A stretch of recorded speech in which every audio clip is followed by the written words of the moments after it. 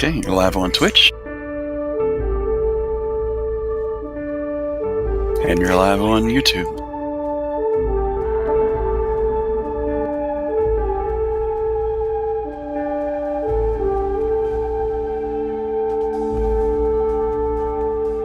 Yay, everything seemed to work. Mm-hmm.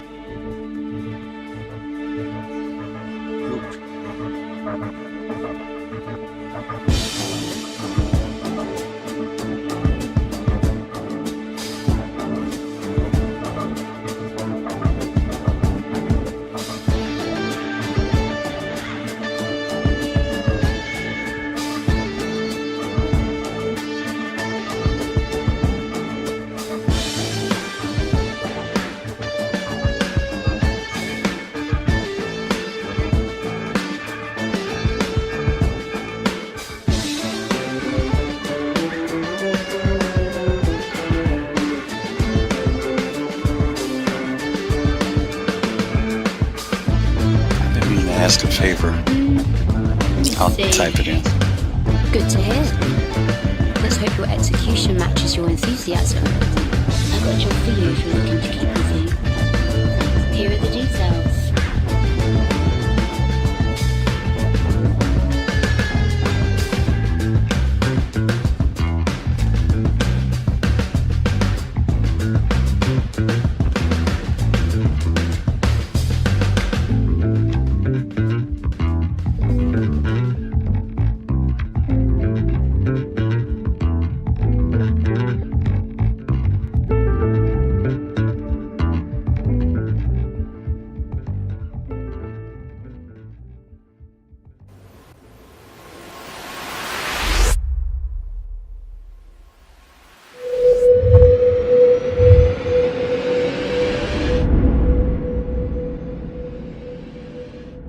Don't ask me why I didn't send you a camera.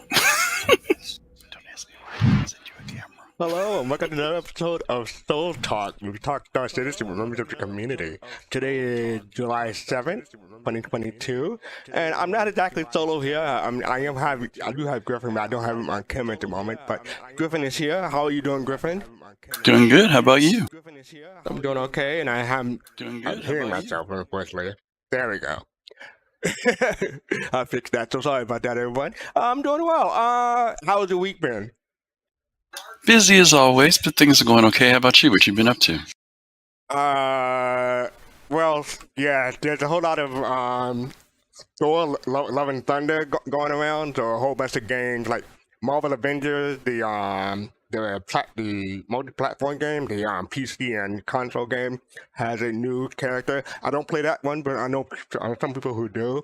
But I play Marvel Future Revolution, so they have a new companion, Jane Foster, as the Mighty Thor. So I managed to pick her up without even trying. That's cool. Way beyond me, brother. I don't know how you keep up with all these games. All of them, just two or maybe three. Well, no, you were doing Diablo Immortal, then you were doing other. I quit Diablo a month ago. I quit the other thing a month ago. Yeah, I'm only down to like Star Citizen, Marvel Future Revolution, and another mobile game no one never heard of. But yeah. Well, my only one is still Power Wash Simulator. That's the only one I'm playing. So. Power Wash Simulator. Yeah, you mentioned that before. I'm still trying to wrap my head around. I mean, I get the general idea of it, but I'm like, okay, you're power washing and it's a simulator. Mm-hmm. If you got OCD, it's a lot of good therapy, I'm telling you. I take your word for it. Marvel Future Revolution. Oh, plus the Steam sale is still going on, and you get free games from Amazon and Epic Game. I haven't tried Fall Guy since last week, so maybe I should get back to that. Have you been messing with Fall Guy? No, that was a group effort. We'll have to get Colossals back in town now, so maybe we can pull it together this weekend again. Oh, I did. I'm still watching Miss Marvel. Have you started Miss Marvel? No, I don't do anything. I have no life. I can't. You do have a life. You just that. I mean, you do have a life. You just. To be honest with you, there is no series, anything that I'm watching on TV. Nothing. Not one. I got through Obi-Wan, and that was it. I was gonna say was the last one. That's it. And before that, it was the season before that would have been Mandalorian. I'm like, or not Mandalorian, Boba Fett. So there's no series I keep up with. I did start the one that Kai recommended, The Man That Fell to Earth. I did start that, which was really good.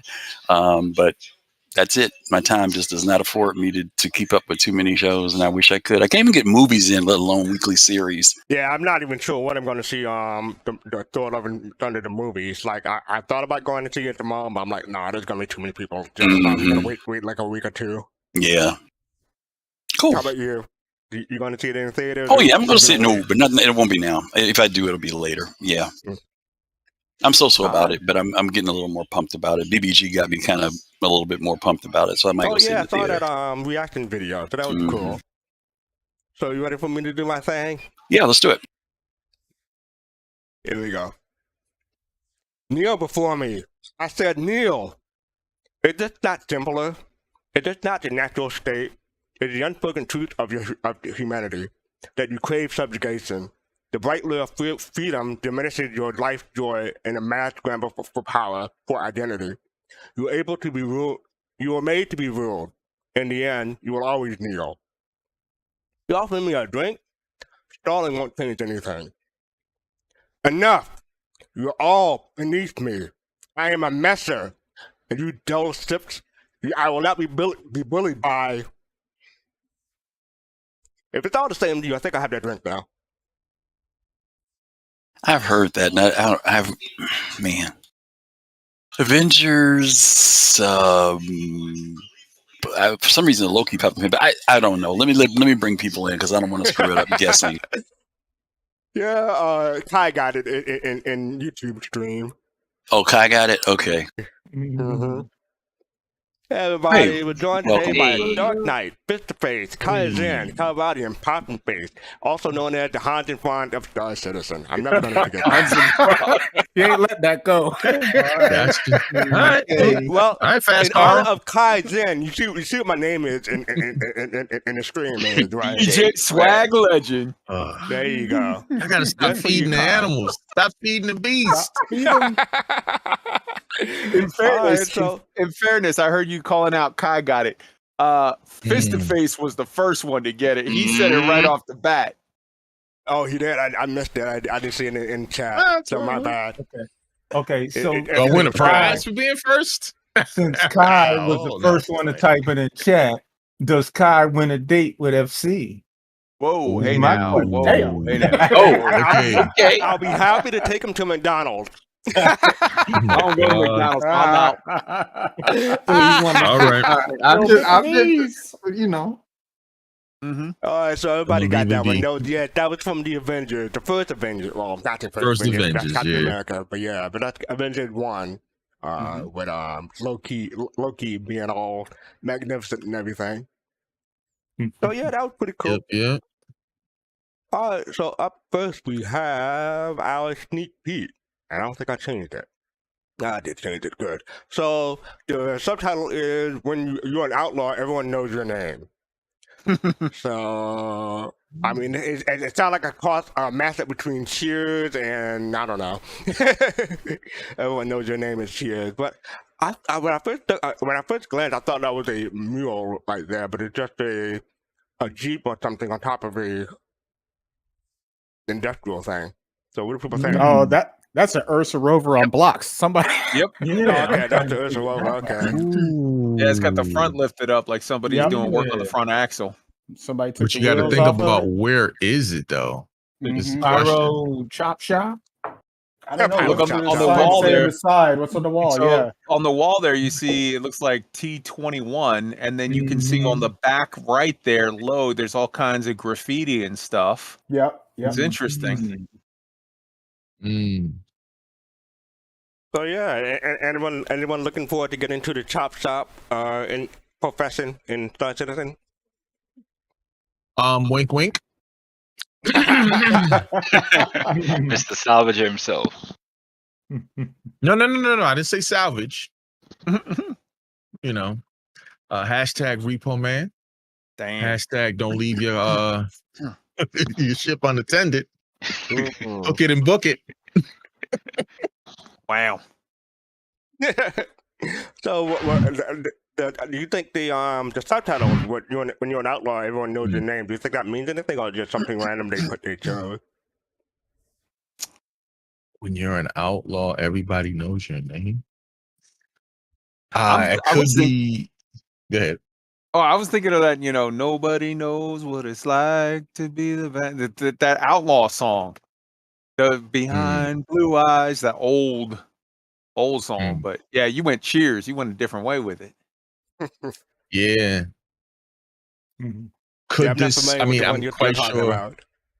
I mean, I'm quite sure this is a song, maybe, I don't know, but when I first heard it, I thought it was more of a reference to in game, because like when you do something bad, your name travels faster. So you think about an outlaw, that's what I'm thinking. Oh, I did miss this. So that was a sneak peek from last week, from Friday. I'm gonna open up a new tab real quick and try to sneak this in right now. But this is something I wanted to show. But yes, we do have DK in here. So DK, I showed you this. I think it was late last week. But yeah, the Genesis Starliner is no longer the Genesis Starliner. It's just called the Genesis. Yep. They're pulling the star out of all of those ships. Star Lifter, the Star Runner, Starliner. You don't see them anymore. Got that Phil Collins-esque. I guess, the Genesis. All right. And then what do you think, DK? So this is your ship. So are you okay with the name change, or are you going to still call it the Starliner? I'm fine. I'll call it the Genesis Starliner in my head. If people get upset about it being called Genesis Starliner, that's fine. Hey. But that's when I first heard it. Hey, listen, CIG called it Starliner. I'm gonna call it Starliner. I get that reference. Very good. Yep. Coming to America. Coming to America. Yep. It's the first one. Yeah. All right. So up next I'm gonna call him Cat. I'm gonna call him Clay. Yep. Okay. So up next we have the Star Citizen live from Friday, the audio team's Q&A. I watched this live. I picked up a few things here and there, but I know we got some people who are really into audio here. So what are y'all saying?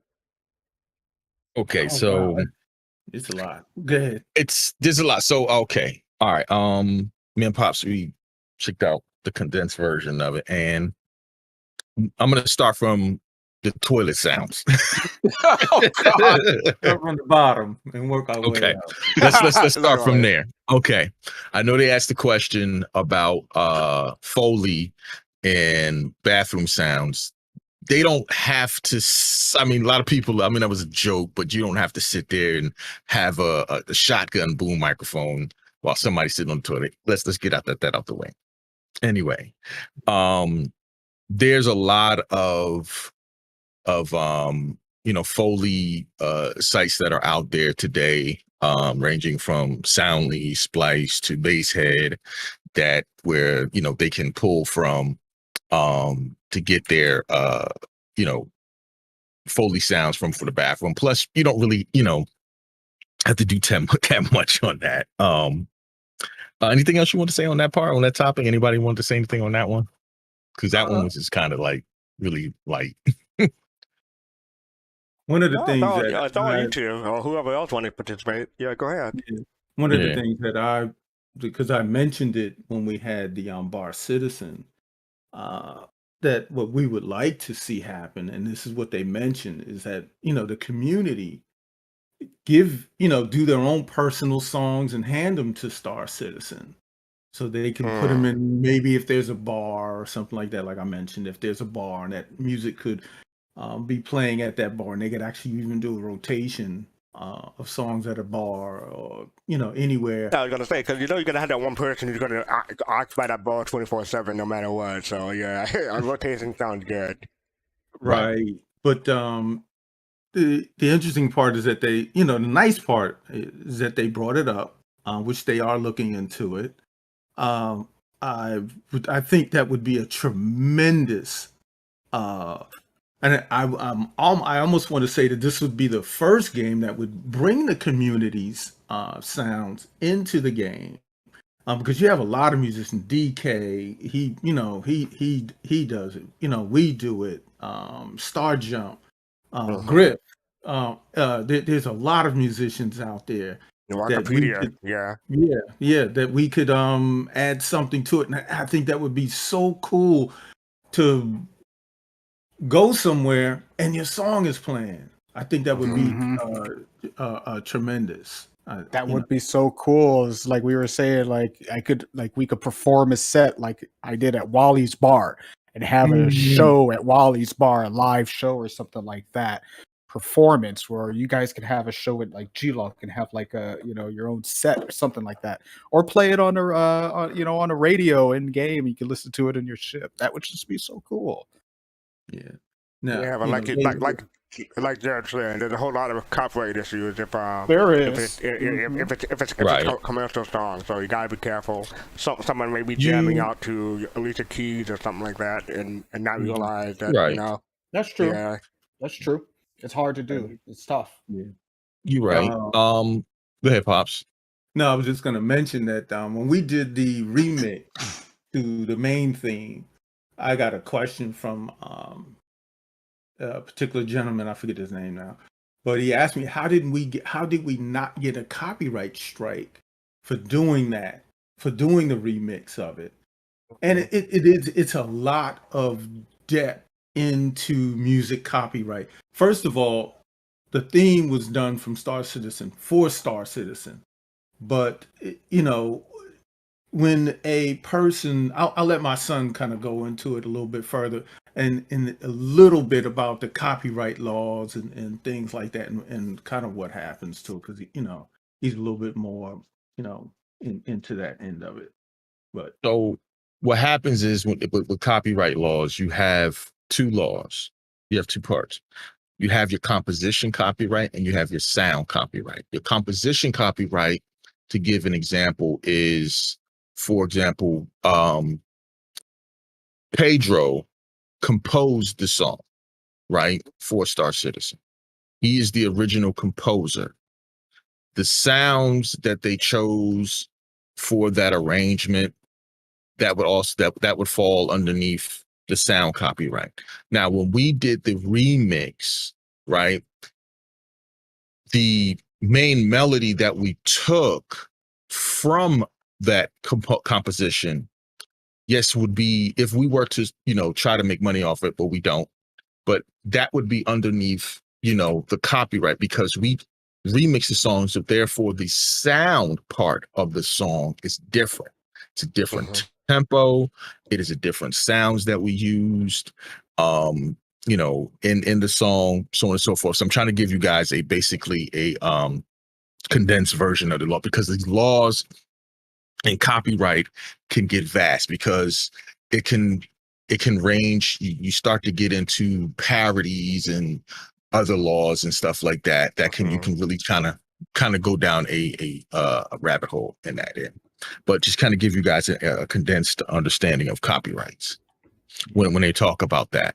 Because, for example, you can play something like a person can do a cover of a song and play it on the radio, FM, AM, right? And the original person could get, royalties off of it, but the person who's, performed it won't.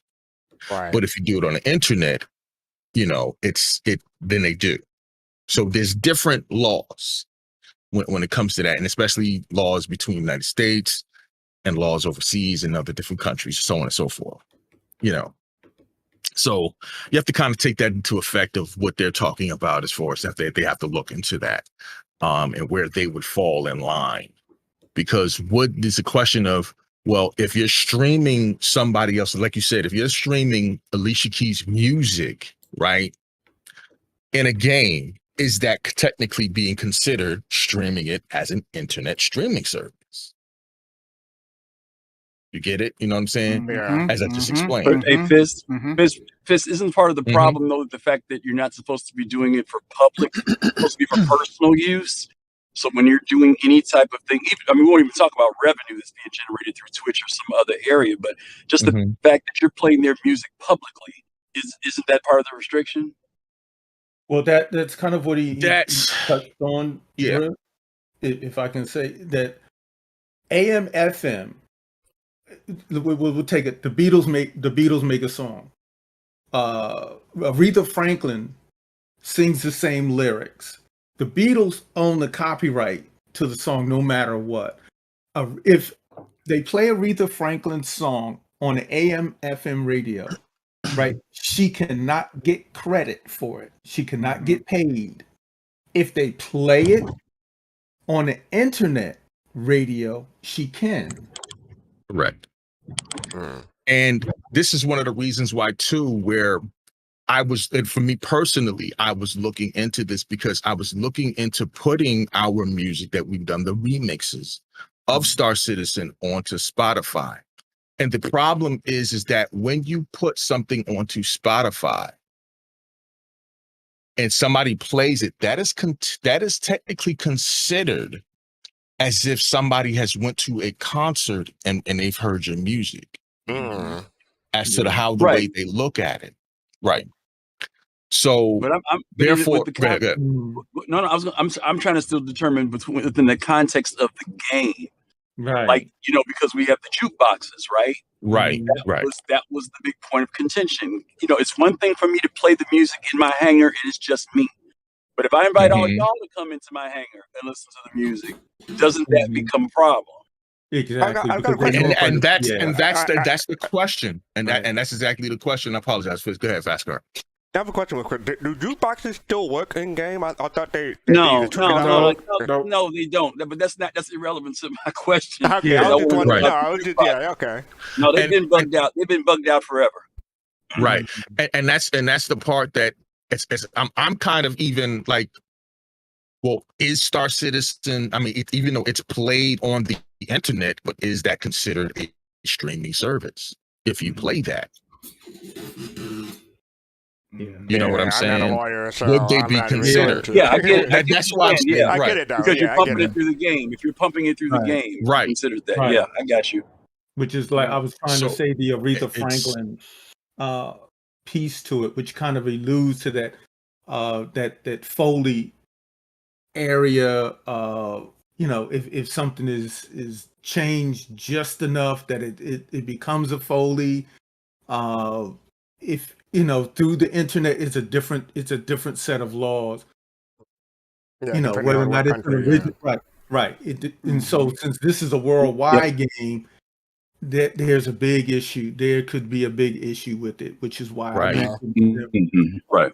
And you right, spoke mentioned the fact that Fortnite has concerts with the artist music, but they're using the original artist with the concert. I remember in Final Fantasy 14, I think it was every Tuesday on the server that I was on, a person would have concert just using in-game instruments, in-game music, but it would be like Star Wars or Lord of the Rings or something like that. So he gave a concert using the instrument that are available in game, and it was pretty cool. So yeah, I'll tell you.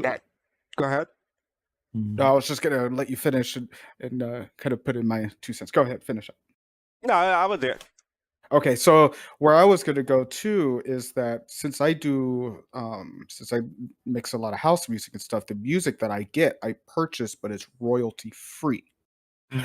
Therefore, I am able to play it on streaming services and whatnot without a copyright strikes because the music is royalty free. Right. And so I'm able to mix a lot of this different music without any restrictions. So I could put together a house set that lasts for, and put it up and stream it within the game without any repercussion because I bought the music.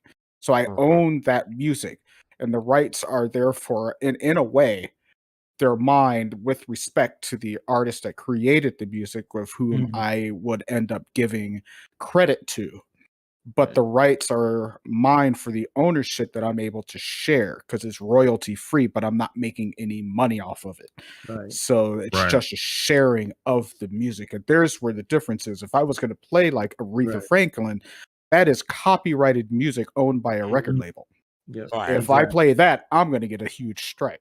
But if I own the music as a royalty free, as my own track is royalty free, I can give credit to the artist, but I can also play it because there is no copyright to that music.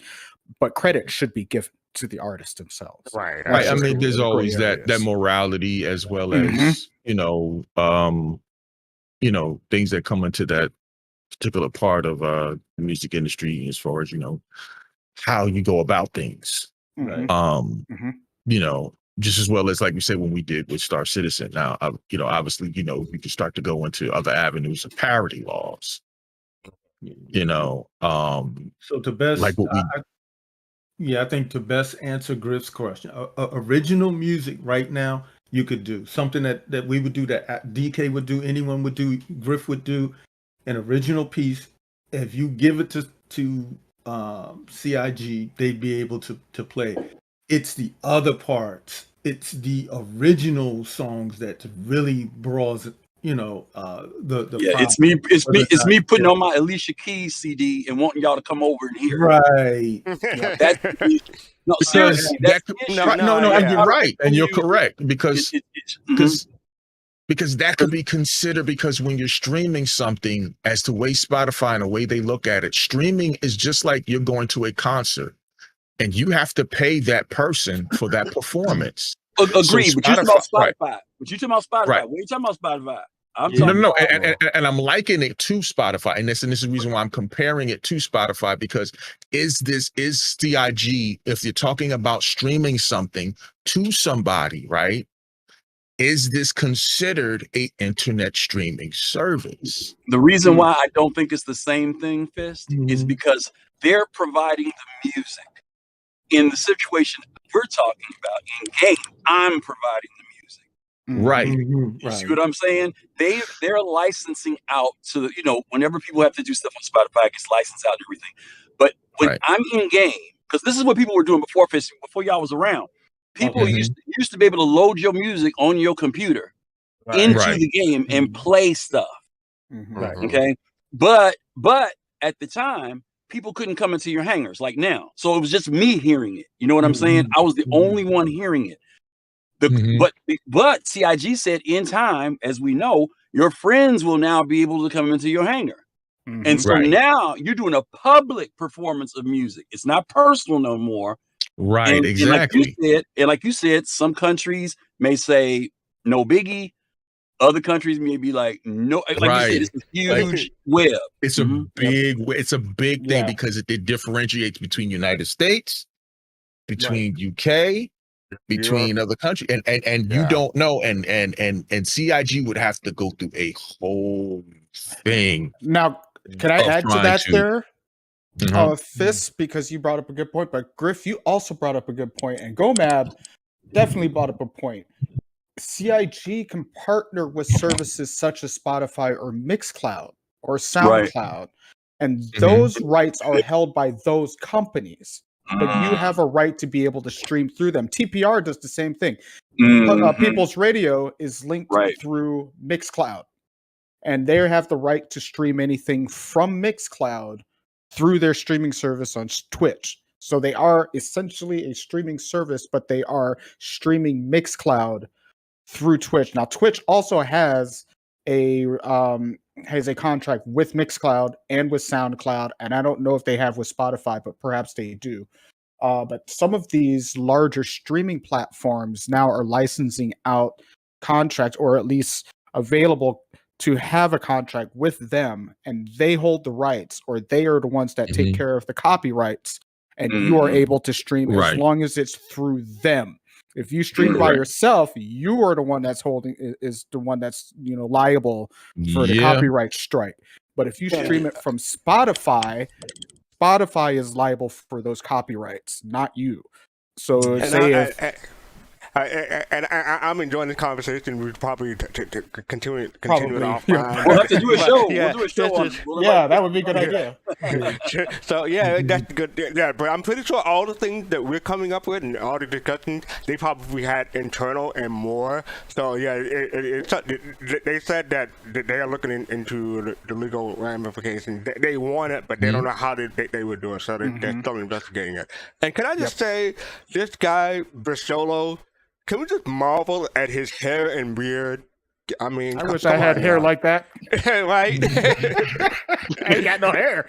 Yeah, right. Wow. So yeah, this guy he's Bristello, and he's one of the audio people at CIG. One other thing before we move on is that one of the things that I picked, I noticed and during the stream is that I picked up doing Numifier's summary is that most players have voice muted. And I'm not surprised, but I'm wondering what percentage it is. Maybe like 80%, 90%. I'm wondering what the percentage is. So, does everyone in here use VoIP? Yeah. Occasionally. Yep, I do sometimes. Yeah. Okay. So most people here use VoIP. I'm interested now in Twitch and YouTube chat. People use VoIP there. But yeah, I have my muted all the time. So I'm one of those people who hasn't muted. I'll hear other people. I might not speak myself, but I hear other people speaking around. Okay, sure. Yep, definitely. Yeah, I agree. They use VoIP meter because it's used in Discord. True. Exactly. All right. So up next we have the subscriber promotion. So yeah, we're getting bobblehead. When were these first talked about?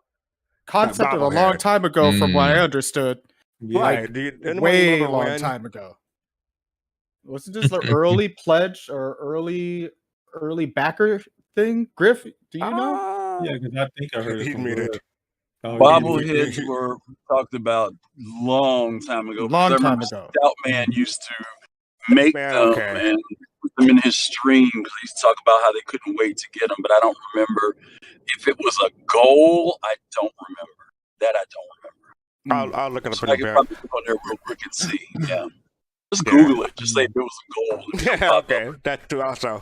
So let me read this blurb real quick. So if you are a subscriber and would like to receive a Sacker Fun Bobblehead as part of your subscription, you can subscribe before July 12th. So today's the 7th, I believe. So yeah, so you have 5 days to get one with your subscription. Subscribers will receive the Bobblehead upon release of 3/17/2 later this month, so you won't get it immediately, but it'll show up eventually. So yeah, those are the bobblehead. So we can take a closer look at each one. This is the Centurion one, the green one, and click on that one. And this is the blue CDS armor bobblehead. This is the Imperator one for $20. The Centurion one is $10. And I believe they have one more. So yeah, you get a white one that's just in the subscription store. Okay. Now, see, this is something I would probably have to say. If out of all of the merchandise, if this was something that was, physically made, I would buy, depending upon the price.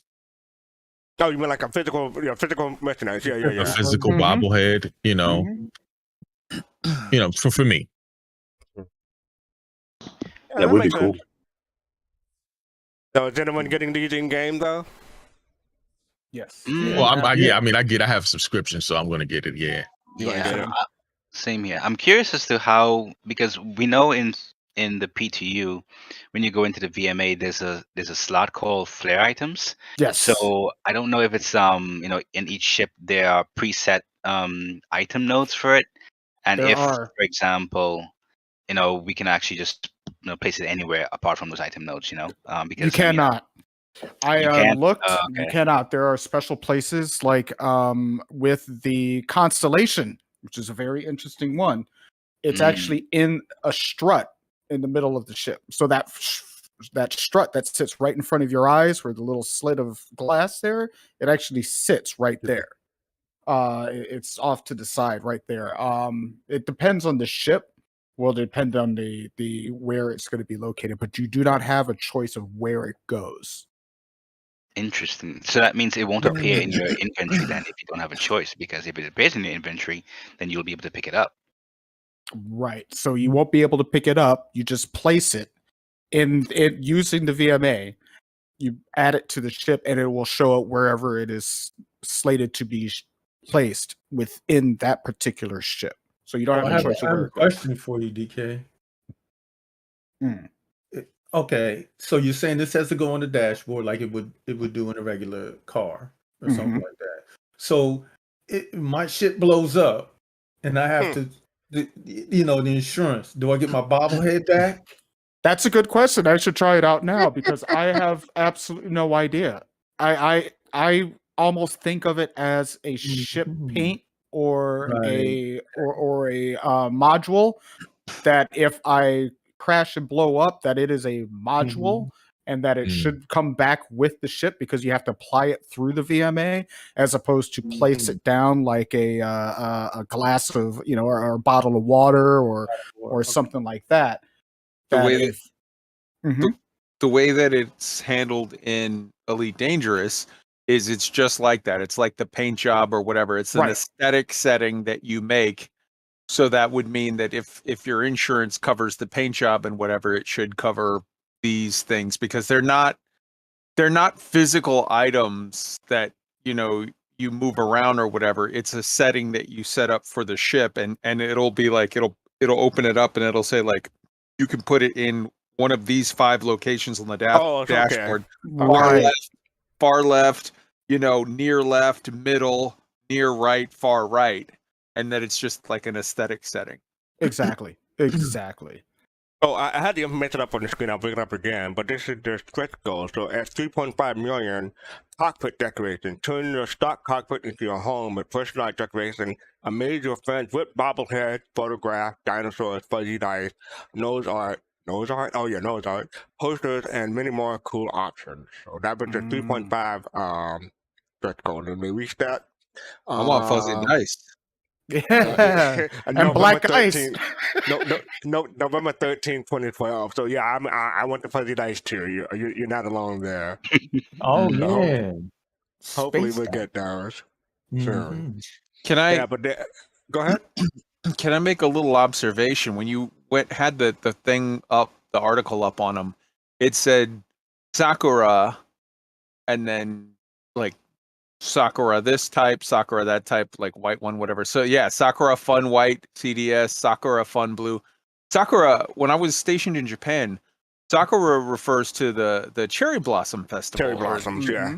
So, is this, I'm wondering, is this going to be like sort of a seasonal thing that keeps coming around with like, this is going to be maybe, is this the first bobbleheads that we've gotten?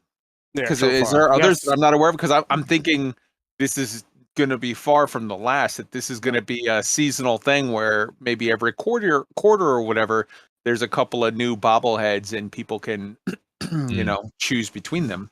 It's the first time I've seen flare item mentioned in the VMA under miscellaneous. DK, can you do me a favor? Are the bobbleheads available on the subscription store right now? Yes. Yeah. What's the price? Hold on. $20, right? No, I think it's hold on. Usually about $5. Hold on, I'm bringing it up right now. Yeah, because calculate them brought up an interesting point. Like it's $20 for the Imperator and $10 for the Centurion, but you get the bobblehead with that. $5 each.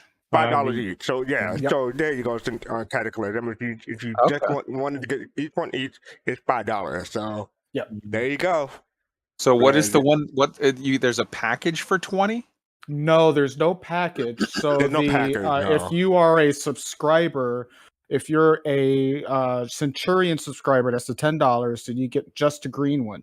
If you are an Imperator subscriber, you get the green one and the blue one. And then if you want the white one, you have to buy that one separately for $5. Exactly. But you can buy any of the 3 for $5. You can buy any of the 3 for $5. 3 for Okay. $5, yeah. Okay. Or you buy multiple copies of the same one and have them all on your dashboard or whatever.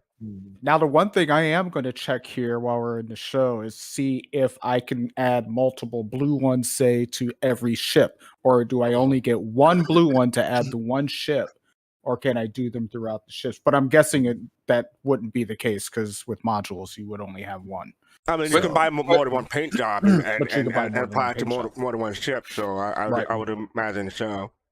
True. So that would be different than, just for the record, like, again, and nothing's to say that this is the way they're going to do it, but in Elite, the way it works is if you unlock a bobblehead, you pay for that bobblehead. You can apply that same bobblehead to every ship you own. Yep. Really? So I would be very interested to see how A, CIG implements this, and B, maybe they implement it one way at the start, and then over time that process evolves. I don't know. It's interesting. Yeah, it is. It's cool. It's not for me, but I'm happy for people who are rapidly looking for it. Like I said, this was a stretch goal from November of 2012, so it's 10 years in the making almost. So it's not feature creep, people. Yeah, exactly. It's not feature creep. Hey, and as a Mexican, I'm just looking at it thinking, maybe I'll get one that way in case the cops pull me over. I got a little white guy in the car with me. That was Kai, folks. That was not me. Wouldn't that be kidnapping? Oh God! No, we're getting off the topic. We're getting off the topic. Okay, so lost items. They say if you interact the physical inventory, you can find yourself at their untimely demise. Basically, they're saying you can reset your account to get back lost items. And it said, as we mentioned in the past, I would go in and make an offering available to earn in game. So even if you don't want to pay $5 for a bobblehead now, you can get one later in game eventually. They said it's a 3-month exclusivity window right there. Yeah, that makes sense. I have a question, and this is for anybody that knows. It's kind of along the lines of the bobblehead because I plan on putting it in my house. Are we going to get furniture, like furniture packages for our homesteads? Do they plan on doing that? Most likely, because yes. We had those holographic tables way back in the day for the hanger modules, right? If I were to bet money, I would say that the way that'll be handled, Pops, is this. The furniture you'll be able to just purchase in-game with Alpha UEC or UEC once it's implemented, but there will be select items of furniture. So like standard, buy a desk, buy a table, buy a chair, buy a trash can, buy a bed. You'll be able to get that with just Alpha UEC or whatever. But there will be special pieces of furniture like a Pico trophy or a this or a that will either be earned in game and or purchased on the store, etc., like flare items. Okay. There's also something else that I hope that we'll be able to, given that we're getting that first look at the crafting from after we salvage our material using the vulture, that hopefully we'll be able to craft our furniture. Crafting. Okay. Yeah, CC Creators said didn't they discuss this in the show when they discussed Homestead, that they will be furniture packs you can buy a themed room with. So yeah, it's probably already in the plan. So. Okay. Well, I just wanted to highlight, though, that I don't think that it'll only be stuff that you buy on the store. I think there will be some standard pieces of furnitures. In most MMOs, where you have decorating or whatever, you have a combination of the two. You have some stuff that you can just get in-game without spending real cash. And then you have other sort of like, I can get a bed in-game, but if I want this fancy pirate bed with extra sparklies and blings and a disco ball and other crap, you have to pay cash. And I think CIG is fairly crafty. I think they will definitely maximize their earning potential on this. Absolutely. After they can't sell ships anymore, or ships aren't a thing once the game goes into live service. They're going to have to make some money. Let's be clear about that. They won't be selling ships as they currently sell them, like the concept and stuff like that. We don't know whether or not they'll still be concept, but there still always will be packages. So they will be selling packages for all the time. But yeah. Because I just want to make sure I get my Pokemon sheets. For my bed. Pokemon. Pokemon Silk. Speaking of copyright issues. Right. All right. So moving on, we had the vehicle of the month. Tackle the biggest ships in the verse, the Crusader Ares ship pack, significant firepower to competitive compact chassis. So subscribers can enjoy Crusader's heavy hitters throughout July. So if you're a subscriber, you get the Ares Ion and Ares Inferno, or as cool man like to say, Ares Inferior for free. So you can enjoy those ships as much as you can. We're not going to get into all the whole nerf thing, but yeah. So Ares Inferno. Subscriber exclusive pledge promotion. Last month vehicle of the month is now this month exclusive pledge promotion. So if you're in love with the Anvil Spartan, you can get that from the Play Store if you're a subscriber. I believe that still comes with 6 months. It's not LTI or anything. Or maybe, well, let me look. Oh, it has upgraded insurance. So yes, you do have upgraded insurance. I have to go to this. Can someone tell me what the insurance on the Anvil Spartan is real quick? Let me know. And you also get subscriber merchandise, 15% off, including jackets, hoods, everything that they have in this merchandise store. And they always, as always, they like to promote their orders and mugs. And that's about it. Yep. So yeah, bobbleheads, everybody. Check them out if you're interested in them.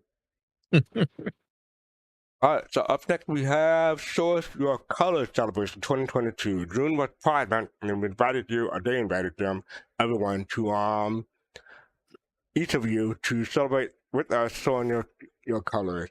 And these are some of the community submissions that they have. They have 75 showing, and this is 10 of 75. So we're not going to go through each one, but yeah, a whole lot of people participated in there, showed their colors. So I thought that was pretty cool. Yeah, beautiful. Oh, cool. I'll link that in YouTube chat in a moment. Okay, up next we have the roadmap update. Ooh, I wish I had Griffin on for this one, or someone else on. But yeah, so notable changes for July 6, 2022.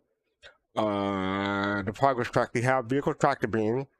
Even though there's ships like the 315P and several other ships, they have a attachment. They're making a turret-like attachment for all the ships, and this deliverable has been added to the EUPU gameplay feature team and weapon content team schedule. Artificial gravity, implementation of dedicated functionality for item controlling gravity programs for ships has been added to the EUPU gameplay feature team schedule.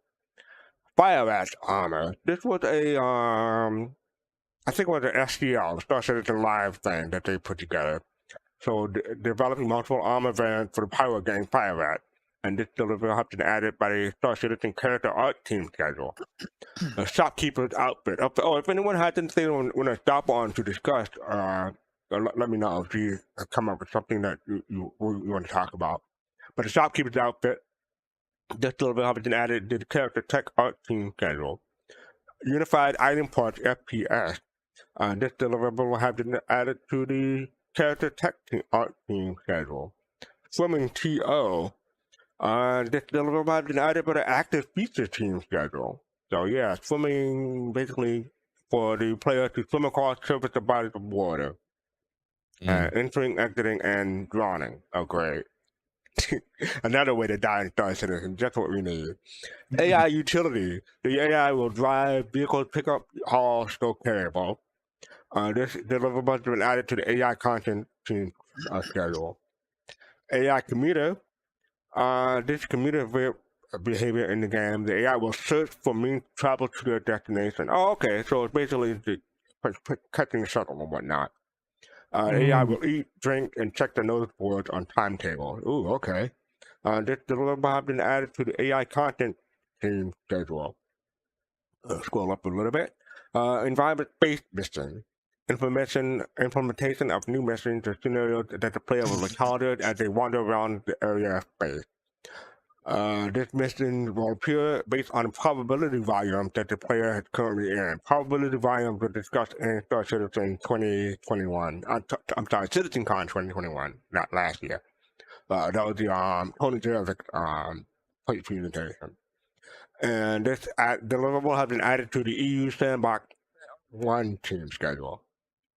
2 more, so new interdiction scenarios, adding new variations and difficulty levels for interdiction scenarios that players will come across while quantum travel, has been added to the EU Sandbox 1 team schedule.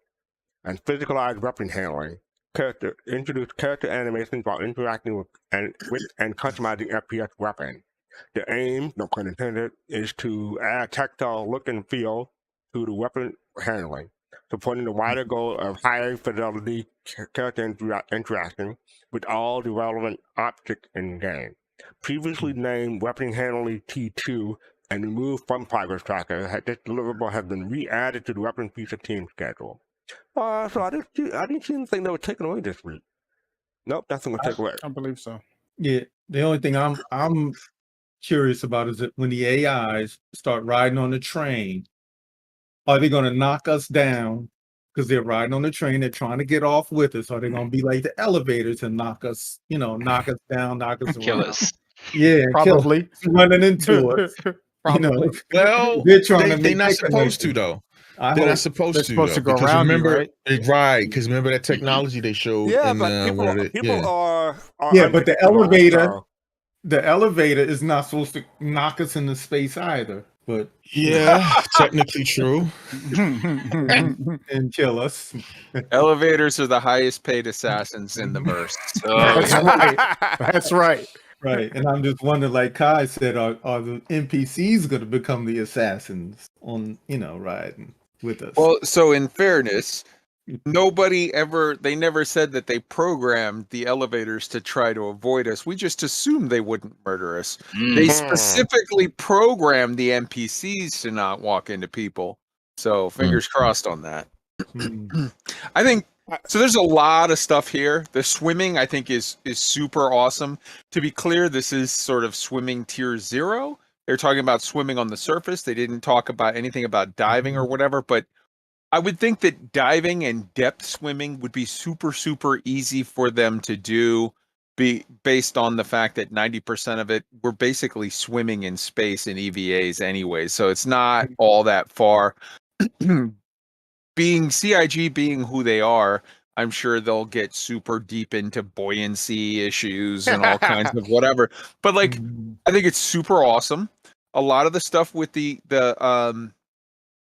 talked about, I think a lot of this stuff with commuter activities or whatever will be sort of augmenting a lot of the planetary nav meshing. So when NPCs can walk around outside on planets and catch the bus, subway, train, and go to the noodle house and or go to the market board and look stuff up, whatever. This is just filling out the universe a lot. So I think this is really cool stuff. Yeah, I agree with you, Kai, because I'm just wondering what gameplay is it going to be? Maybe some type of mining underwater, different cave entrances underwater. Maybe there's other rare items there. So we've already got. I'm sorry. Go ahead. And Kai, to your point about the adding realism and immersiveness to the gameplay when you swim, if they really want to add the ultimate immersion, the darker your skin is, the harder it is for you to float. Oh my goodness. Okay, so that is a malicious stereotype that was racist white people in the 40s and 50s talking about, and that's why in the Navy they did not allow African Americans to be anything other than cooks for the longest time. Wow. And that has been Wow. proven to be absolute nonsense in every which way, as several world-class Olympic African swimmers can tell you. So yeah, that's like that. I get it that you're just being silly and funny, but that hits too close to some really dark stuff to me that it makes me. I didn't know about I didn't know about the Navy thing, so appreciate you educating us about that. As a recon Marine who had several friends in my unit that happened to be black, I can tell you that they were just as good, if not better, swimmers than I. But seconds for me, so to get into the point that Pops was making, we have already caves that you can walk into. Right. We have caves that you can drive into. We have caves that you can fly into. I very much see the future ability for them to have caves that you can swim into. Yeah. And to get into the point that you were starting to make before the joke, Fastcart, with regard to like, oh, different types of different, adding to the realism of the NPCs. I will say this. Sometimes you don't see, like, these guys, they're smart guys. And sometimes you don't see where they're going with development until it's already there. So what is, when you say, oh, we have NPCs who, we're now going to have them start going to restaurants and eating and looking at the board and taking the bus or the train or the whatever, you might say, like, all right, what's the point? Like, okay, NPCs are doing stuff. Okay, who cares? But let's say in the future, you have a mission to, infiltrate some, like, this corporation on Hurston has, whatever. They have some evil shit that you gotta go get. And the guy who, or you want to rob a bank, and the bank manager gets off work at 5:00 and then takes the subway home and stops at a noodle house on the way. And maybe you hit that guy at the noodle house and get his credentials and then go rob the bank, or get that evil corporate middle management dude and at the noodle house and steal his card so that you can break into a place and, I don't know, free some political prisoners or like something. There's all kinds of, like, as players, when we just see stuff like NPCs will go to the gym and go to a restaurant and take the subway, we might not grasp all of the ramifications of how that could go down the line as development happens. It could be opportunities to kidnap people, or opportunities to, you bump, like me, Pops, and Fist-to-Face are on a mission, and there's some evil Hurston dude who's like, he's got the whatever, he's got the corporate whatever, and I bump into him coming off the subway, and whoops, I knock him down by accident. And while I'm helping him out, Fist-to-Face picks his pocket and grabs the security card and hands it off to Pops, and Pops clones it. And then we slip it back into his pocket. And before you know, we just, I don't know, rescued some Goonies type thing where we just saved the town from the evil banker dude. Like, there's shit that could be down the line that we don't even see at this point. I like this mission. Yeah. I like this I was mission. gonna say, This reminds me of a Pop, movie. You have a criminal enterprise going on that I didn't know about. Well, no, Wow. he didn't say. Wait. Fastcart, No, you missed the whole. We're rescued. You missed the whole thing. We're thwarting the evil people. Right. This is like Stranger Things, where the evil government guys are doing evil stuff, and we got to help Hop save 11, kind of thing. One thing before we move on and talk about NPCs walking around and avoiding people, I hope it is true, but I think NPCs will have trouble predicting people when people can change directions anytime they want. If a person just standing still, sure, the NPC can probably walk around them. But as soon as that person starts walking or moving, I think the NPCs may have some issues. But hopefully, it won't be as bad as I'm predicting. Yeah. That's my thought. Fastcard, are you going through the Squadron 42 letter today? No, not this time. No. No. Okay. Something caught your eye in it. Yeah, I have a question for everybody. I glanced through it. Maybe I misunderstood it, but there was helmet visor rework in there. Was I incorrect? Because I was halfway doing a few things and I was trying to read through it, and I saw something. I think we're MFDs inside of our helmets. Is that what it was referring to? Oh my God! Please, that would be. Yeah. They had a little. Remember, they showed that off in a thing, but it was like it was more concept, whatever. But that would be so good. So I'm looking at it right now. It says animation. Throughout June, the animation team worked on zero-G transversal, helmet users, female spec op AI, and look there for weighted characters.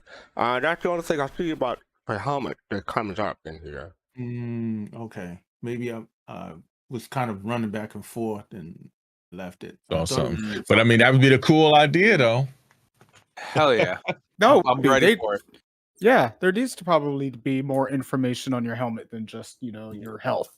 And that's pretty much all you get on your helmet right now. So it'd be nice to have a little bit more information on there. Yeah, target destination. Something, like destination. If you're on foot and you're walking around, it would be nice to be able to use your helmet as like an augmented reality to say, point out an outpost that's 10 kilometers away, so you kind of have an idea of where you're going to be going, Right. Maybe not as advanced as your ship, but, something. I would think, 930 years it could connect to your ship, right? It could connect to your ship, yeah. Your ship's systems. So points of radar interest, or something. Yep, points of interest, countdown clock, positions of other members of your team, all kinds of stuff. Exactly. And we've got Griff back with us. And Griff, they talk about swimming in this thing. So how about when you do the show, you could be swimming laps in your 890? Yeah. That's all we have to say about that. I'm not going to say nothing else about it. So up next we have a patch watch for 3.17.2, the Seeds of Origin, Positive Impact. I didn't get a chance to read through this whole thing, but basically they're talking about you want to share how some of the working going on in the upcoming event, Seeds of Origin, making a positive impact on the general quality of the universe of the verse. So yeah, they got some new features and fixtures, not only for Seeds of Origin. So actor feature bug fixture, with randomized facial features, not skin or hair colors of NPCs, but also added. They got all this down there. And they got AI various bug fixes, which fixed by the AI team. AI will also turn on flashlight out of combat based on the time of day, so that's interesting. Often props, various bug fixes were fixed by the often prop team, invisible collisions, animation fault, stuff like what have you. Audio, fixed an issue with sound apart from the player's breathing was disproportionately affected by injuries. Okay, that's interesting. Content, fixed a bug causing LMGs, sniper rifles, railguns, and missile launchers to not spawn in loot crates. Physics fixed an issue with water volume buoyancy with world space, causing things to float in the air near water volume. Oh, that's always fun. Lighting. I thought I said lightning, but lighting. Player and AI flashlight now have players. Mission features, various bug features for picked by the mission feature team. They have that list right there for you. Vehicle content, scroll up a little bit. The vehicle content fixed an issue with the Great Cat PTV loading with an exceptionally fail, allowing it to be displayed by punching. Alright. Yo, I punched your car and it exploded. Yeah. You're just that powerful. Vehicle features, various bug fixes were fixed by the vehicle team. Elevator, visit areas, teleport back to their start point when they reach their destination, and a whole bunch of other stuff. They also added new shuttle type that can be called by players like an elevator. Ooh. So you have not only elevators will carry you, now you have shuttles to get in the carry you to. Weapons, various bug fixes picked by the weapons team. They have this list down here. and players will not also drop empty magazines. Ooh, okay. So Yeah. did any of this catch anybody's eye? Anyone's interest? But they confirmed in the verse that the Gray Cat PTV is a Dodge Pacer. Punch it and it explodes. Boom.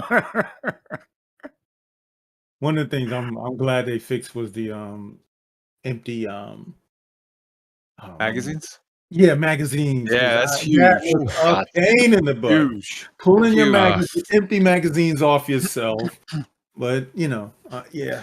That is a massive quality of life issues for people that are playing the game Please today. tell me That is about it. Tell me fantastic. about it. That is fantastic. All right. Okay, cool. So up next we have the June Pew monthly report. Griffin, are you able to take some of these? I talked a lot the last few things. If you want me to stall for you to bring it up, I'll have you to stalling. This is me stalling right here. No, you want the monthly report? Yes, please. Okay, there's a lot of stuff here, as you guys know. I'm not going to go through all of it. So I'm just going to pretty much say if there's anything in particular anybody wants to highlight, that's fine. What I know that I noted was, let's see, there was a lot of stuff in here talking about Pyro. That was one thing. They talked about the SRV, the Argo SRV, as you guys know. They've started working on that. I think they said it's in gray box at this point right now. I know that Fist and Pops were into the towing business and they're very interested in that particular ship. But the cool thing about that, and we could talk about it a little bit later, but obviously there's some cool benefits with salvage coming up and everything for that ship to be working. They also talked about tractor beams being implemented, both hand ones, larger ones, and then tractor beams on ships that are going to start coming out as well, which I'm sure people with Tauruses, Cutlasses, the Caterpillar, several of the ships, even though Origin 315P. Cuddy Black's got one too. Yeah, Cuddy Black's got one. So there are plenty of ships that people probably have forgotten or maybe don't even know that their ship has a tractor beam built into it. So it'll be interesting to see that getting taken. And they said it's supposed to be able to be strong enough to move ships, which I thought was pretty cool. There was a big section there on the engine. I didn't read it because it was very long. Arena Commander got some polish and got some more work done on it. And I think they also did the what's the other area? Star Marine. They did some enhancements in both of those areas of the game. I'm going to stop there and let other people jump in because there was a lot of stuff here. One thing I will make a comment on, I think anybody who's been in 17.2 in the PTU has noticed, we saw it in 0.1, but in 0.2, they have done an amazing lighting, graphics, SFX pass on this patch. If you approach any of the orbital stations, any of the stations, there's way more holographic signs. There's more red lights, warning lights. There are running lights on all the hangars. The new hangars have really cool lighting. Also, the LODs have changed dramatically. Before, you might remember when you would fly into a hangar, things would kind of pop in. And now they slowly come in as you get closer to it, as if your visibility is, as you're getting closer to it, you can see it, which is really, really nice. The new the inner ring hangars are really nice. Most of the ramps are gone now, the pads rather. And then there was one other thing I was going to mention that I thought was a great new addition. The pads, the rings, the lighting. You were going to talk about the instant elevators. Yes. The elevator. Not only that, the killer elevators are gone too. Yes, sir. They're gone. But the elevator times have increased by at least about 10. They also moved the orbital stations closer to the planets, I think by 50%. Not all Most of them. Not all of them. Orison is still where it's like Orison should be farther away. Right, so, that was still far. Right. The other thing too is that your jump distances have changed. I know when I leave ArcCorp, I'm ready to jump at 7,000 instead of used to be 10,000. So there's a lot of cool things. These little things, they're quality of life, but some of them will definitely affect performance. Elevators, for those of you who are miners, y'all know how long it took to go to the refinery before. No time flat now. So that's all I'll touch on. If anybody else has got something, feel free to jump in. No, I was just wondering because I did want to ask you about the lighting. Because I got my new monitor, the Alienware, the QD OLED, and when we were out, me and my son, I was like, "Is it better?" But didn't know if I could attribute it to what they've done or if it's my new Probably monitor. both. I think it's Probably both. both. Yeah. Because I've got a new monitor that's a few months old, and I definitely have seen a change when I got that. But then when I got into this patch, I definitely saw. I almost feel like I'm looking at my monitor's only a 2K, but I would swear it's 4K. It looks really, really good. Really good. Yeah, mine's it's a 2K. Yeah, but I noticed exactly what you're saying. It's a lot more detail, even from the last time we talked about it. Yeah. So fastcart. Oh, go ahead. Go ahead. Real quick. So fastcart, with the Banu Merchantman, you're talking about shops. They are doing a lot of work with shopkeepers and technology beyond that.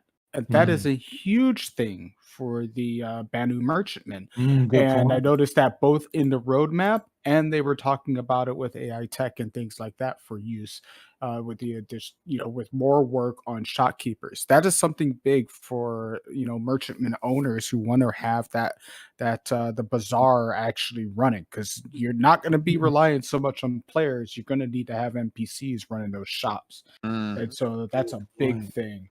And then another thing, I think I had stepped out, but it was on the monthly report, or not on the monthly report, but on the roadmap roundup, was the AI commuters, which is something that for me would be a big thing, where AI is looking for a way to travel from point A to point B and needing the facilities to be able to eat and drink and know where they're going and things like that. So those are a few AI notable things that I wanted to bring up in Fastcart. I thought about that. Thank you. And UDK specifically, who wants to be running, DK Airlines, when all of these NPCs want to take their family to Wally World for the summer, well, they're gonna need to book some round trip tickets. That's right. They did mention that the AI for transport is being worked on now. So those of you with the Genesis, that's going to be something to start looking forward to too. Exactly. I'm going to tell you, I've had a couple of fluky things happen. I think they were bugs, but I've actually had twice where AI have walked into the elevator with me. And I've had once where they got on the train with me. Yeah, it was weird because it spooked me out. You know what I mean? You're wondering if it was a player, weren't you? Whether it was a fluke or whether they were doing some testing, I don't know. But yeah, we're getting close. Are you sure wasn't a player just trying to prank you? No, I wasn't. Player. No. Yo, player or NPC, you get in the elevator with me on my way to the hangar. I ain't getting in that ship, so you might as well turn around and That's go right. back. I'll turn around. Yep. And you could always tell a player right now, because player's going to run with a huge amount of armor and guns. Exactly. Yeah, Theorem says here he had that happen a couple times too. Yep. So yeah. Oh, really? Okay. So I love. First off, the biggest thing, I love the change to the elevators. As someone who hates killer elevators and also hates waiting 2 minutes for an elevator. Like they took the hamsters on wheels system out of the elevators, and they put on full flow stage combustion Elon Musk rocket engines on those elevators, and I'm here for it. Those elevators don't kill you anymore. I'm doubly here for it. Yep. I love the additional AI stuff.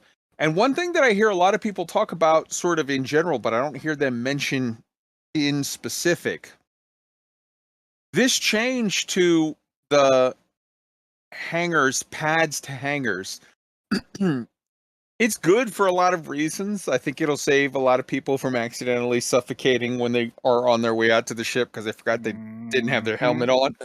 I think it'll help for a lot of things, but one thing I don't hear a lot of people mention is I think this is CIG taking a big step to remove the ability for bad actors to do things like pad ramming, spawn camping, whatever. So I think it's very, very important, and there's a mixture here, because this game is meant to be a community game, a online MMO, a real MMO, as opposed to some other games who claim to be an MMO, but they're really single player games, the ability to play in solo mode or private mode.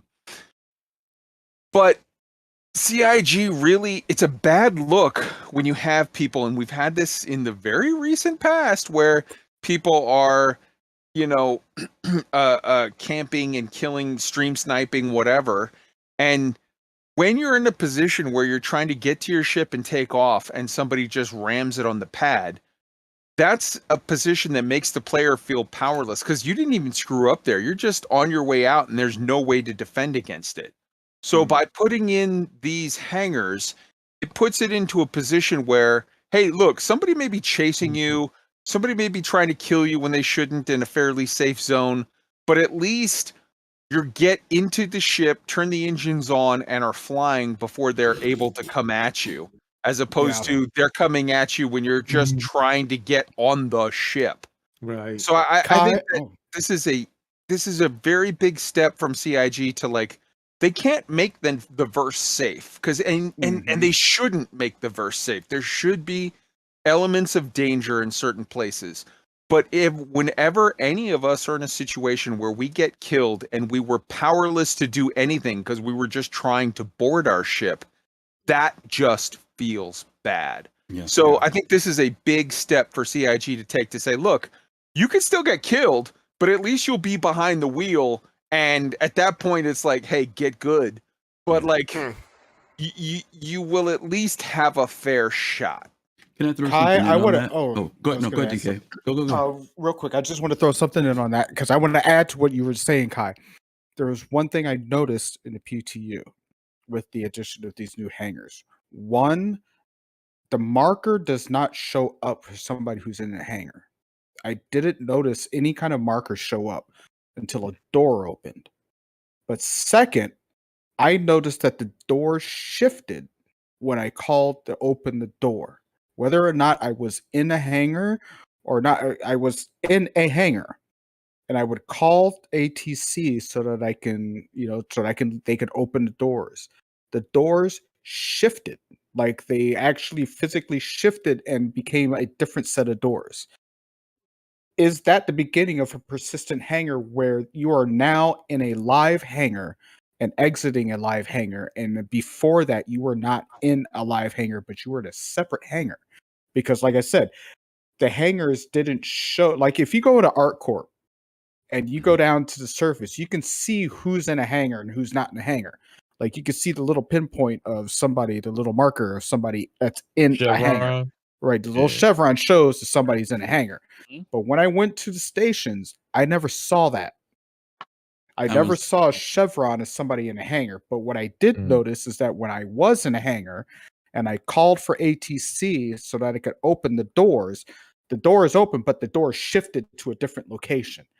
So it was almost as if the hangar appeared in real time and then the door is opened, as opposed to the doors just being a object in front of me that I could look at. It was a very weird thing. And I don't know if let me respond to it. I think the answer is yes. Because for the cargo refactor, they told us that once we get the hangars, if you remember, they said that, and this is, I'm gonna answer your question, DK, but I want to go back to what Kai was saying. The balance that, to me, this is my opinion, the balance that CIG has to make sure that they do is the guardrails that they put in place for PvE, PvP, whatever type of gameplay. Everything has to feel organic. It can't feel contrived. It can't feel like they're putting it there because of, if that makes sense. You know what I'm saying? So like when you're talking about the pad ramming, Kai, having the enclosed hangars feels organic. You see what I'm saying? It's not like, oh, we only did that because people were pad ramming. You see what I mean? Right. So if they keep that balance, then when they do introduce things like into the game, they'll feel natural and people won't feel like, oh, they're only doing that because of such and such. Now, to DK's point, they also told us back when they first talked about making the hangars personal, they said that where the difference will be is that they said, make sure you know who gets on the elevator with you. If you remember, that's what they said. Because they talked about the fact that there's going to be a freight elevator and the personal elevator. And to your point, DK, anybody won't be able to just blow down to your hangar, but they can get on the elevator with you. And if they get out, then they're in your hangar. So they haven't completely eliminated the possibility of people being able to come to hangars. You just got to be very particular about your security, who's with you, making sure that, you know how you get those people get in the elevator with you and come running in your hangar? You got to make sure that type of stuff doesn't happen. Okay. But I agree. I do think that they are beginning to implement that personalized hangar thing because of the cargo refactor that's coming in 3.18. And they told us that freight elevators are going to be installed as well as the personal elevator. I think you're right. But I think that this is also a situation where, very much like cyber criminals and cyber policing or whatever, it's a cat and mouse game of it's not fixed with one move. It's a matter of, this is a very good first step. And then but people are saying in chat, like, hey, there's still, you can send a torp into a hangar, you could do this, you could do that. Okay. So like step one is switch pads to hangars. That makes it harder for, and so here's the thing. There's if you look at this game rationally, you're going to have players who are playing in good faith, playing the way you're supposed to as law-abiding citizens. You're also going to have players that are playing in good faith as criminals. They are playing legitimately as pirates or gangsters or whatever. But then you have a completely separate category, which are what I call your sociopath gamers, who they're just trying to troll you. They're just trying to be disruptive. They're just trying to anger humans. And that is bad faith actors. Yeah. So the key is for the company, for CIG, to try to put filters in such that they stop or like make it hard for the sociopath trolls to play their game, while not making it hard for the good faith criminal, good faith pirate, good faith gangsters to play their game.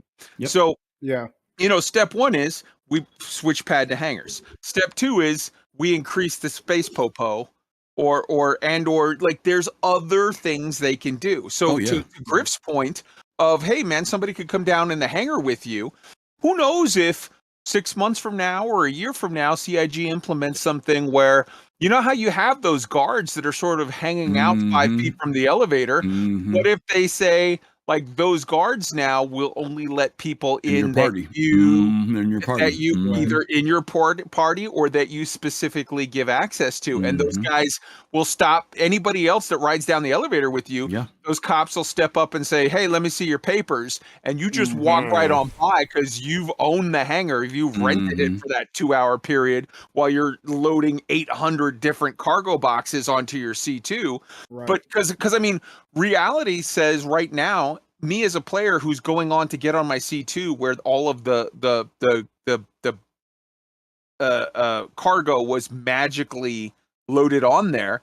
Of course, if I get on the elevator and some jerk off rides with me, then I shouldn't get on my ship because that's my fault or whatever. But this whole thing, the point that Griff just made, I think is key, because that's all going to shift in 3.18 when I might get on the elevator to go down to my hangar, but I might be there for the next 2 hours loading it up with cargo.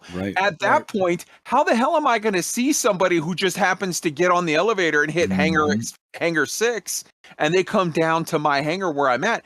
I'm over on the other end of the hangar at the cargo elevator, driving back and forth with the mule on my 300th load of bringing 2 boxes at a time. I would never see that guy on the hangar. So they're going to have to implement something that allows you to lock it up with the guards or whatever. Something. Yeah, I love that. I love the guard idea because that's easy to implement. You know what I'm saying? Because if you come in there, if you're not in my party, you get stopped right there. You know because as we talk about it, because we literally, cargo's not going to be magic anymore. It's going to take you 5 minutes or 2 hours or however long it takes to load it up. How the hell are you going to keep an eye on the personnel elevator that whole time? The one thing we know is you lower the ramp, you get on the ship, you raise the ramp. That's not going to work if you're spending an hour loading cargo. You're going to have the ramp down. So CIG is going to have to implement some system that handles that. Yep. So Kai, I think they're getting close because, like, with the going back to Griff real quick and then cover it. And Gomab, you mentioned something about lobbing torps at the hangars. I have a feeling that right now, when you go into a hangar, as soon as that door closes, you're not in that hangar anymore. I have a real distinct feeling that right now, as soon as you go in there and that door closes and they say landing complete, have a pleasant stay, that door closes, you are no longer in the hangar anymore. Interesting. And somebody else has access to Are that you in an hangar. instance or something like that? You're Your in own- an instance. I have a feeling you're in an instance at that present moment, because just like I said, when you call that elevator or you call that ATC to open that hangar door, it looks like the hangar door shifts almost like 5 feet, maybe. It looks like it shifts. And then all of a sudden you're in that instance. Well, I think it would make changes. but it would make sense too, DK, now, because remember how we were talking about how the elevators are moving faster? It would make, because everything else was physicalized before, so it would make way more sense that something like that is happening now, which means why they're expedited and moving quicker. Yep. Interesting. Yep. Ross said it. They stream out before you open the outer doors. I have a feeling that's probably what's happening. We're looking at persistence happening. Go ahead, Colorado. You had mentioned something. Yeah, so to add to what you guys were talking about with regards to the ensuring that players don't trespass into unwanted areas. Something that I didn't see them mention in the monthly report, but under the gameplay features theme, but they mentioned in P2H, we're in P2I now, was that they made it legal to commit infractions against players that are illegally trespassing in an area. Now, if you were to link that to later on when we get persistent hangers, that will, let's say, like how I think it was Griff or Kai mentioned, okay, if someone isn't in a party and someone enters, let's say Kai isn't in Griff's party and he enters Griff's persistent hangar because he kind of, snuck onto the elevator leading to that, then this kind of feature, if Kai isn't authorized to be there, then Griff or anyone in Griff's party has the authority to use a taser or so, or use any other lethal means to stop Griff and or to stop Kai, and they'll be in the legal right. So it was nice to see that. And it was also nice to see. I know fastcart occasionally scrolled to the engineering panel work in process image there, where they're showing off the resource management. So it's really nice that they're going so much in depth with regards to that. I mean, not everybody is going to be into the whole micromanagement of that, but I know that there are a lot of people who would really like that kind of flexibility. And lastly, in the community section, they did say that closer in September, they're going to be talking about some more 4.0 related content. So that's really nice that they're going to be starting, talking about that a lot more. All right. I just want to say, if anyone wants to join us in Discord, there's a link, and I'll put it in YouTube, but there's a link that you can go to and to join us. So make sure if you want to join for the discussion, come on in. You don't bite. Go ahead. One last thing that I wanted to mention. If anybody has the ability to visit Turbulence website, they have really cool video under the Mighty Bridge tool that shows the post process of the actual wrecks becoming wrecks from their ship state. So they simulate that and they automate it, and then that gives them an idea of how the wrecks are supposed to look at. They gave an example of the reclaimer, and it looks really, really cool. I mean, too bad it's not real time, but who knows? Maybe when our computers are powerful enough to do that in real time, that'll happen, right? But it was really cool video to check out. Turbulent are single-handedly making French accents cool again. Oh yeah. I'm not going to comment on that one. Okay, moving on. We have the Foundation Festival 2022. There's a blurb that I'm supposed to read. In the verse, the Foundation Festival is a month-long civic program that endeavors to strengthen community spirit by encouraging citizens and civilians to volunteer with local and imperial organizations. During this time, the hope is that people will lift each other up so the community as a whole gets stronger. In 2022, we're celebrating Foundation Festival all month long with a free fly, referral bonus, and reward to make for those making use of the guide system. So I'm gonna put the link in YouTube chat, and it'll go over to the Twitch chat. But yeah, this is the Foundation Festival. So what is the guide system? They discussed what is the guide system. There's the guide hub. And for people who participate, one successful guide to session, at least 30 minutes, get a Black Foundation in-game beanie. That's the one on the right. 3 successful guides to session get a Turquoise Foundation Festival in-game beanie. That's the one in the middle. And the 6 successful guide sessions get a Foundation in-game cap. That's the one on the left. So keep in mind, we have the ability to monitor and verify all guide interaction. So yeah, any thoughts about that real quick? That's awesome. Mm-hmm. All right. I was on Spectrum today, and there's been a little bit of interesting statements about this. Yeah, I mean, of course.